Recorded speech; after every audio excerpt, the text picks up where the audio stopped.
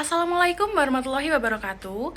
Perkenalkan, saya Clarissa Septianingrum dari NIM 27 angkatan 2022. Di sini saya akan menjelaskan mengenai 4 prinsip fundamental bioetika kedokteran, di mana yang pertama ada beneficence atau kebaikan, yang kedua ada non-maleficence, kemudian yang ketiga ada otonomi, dan yang keempat ada justice atau keadilan. Jadi kita bahas dulu prinsip bioetik yang pertama, yaitu beneficence atau kebaikan. Prinsipnya seorang dokter akan melakukan tindakan untuk kepentingan pasien, baik itu dalam usaha membantu, kemudian mencegah atau menghilangkan dalam arti penyakitnya, dan juga mengobati masalah-masalah sederhana yang ada di tubuh pasien.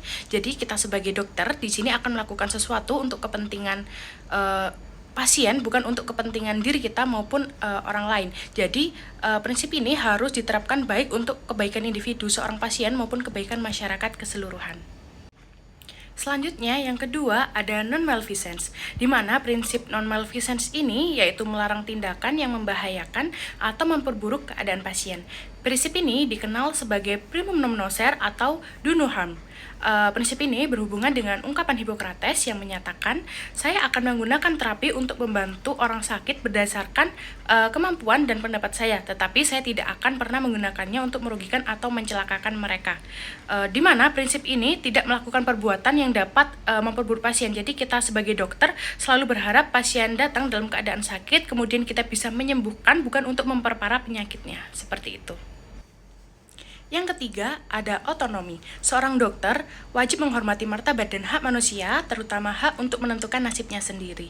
Di sini beda antara kedokteran zaman dulu dan zaman modern. Karena kedokteran zaman modern itu penting sekali untuk menjunjung tinggi hak asasi manusia.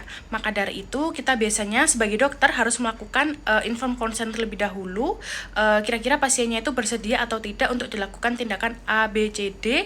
Nah, dengan seperti itu kita tidak akan melanggar hak pada pasien itu sendiri.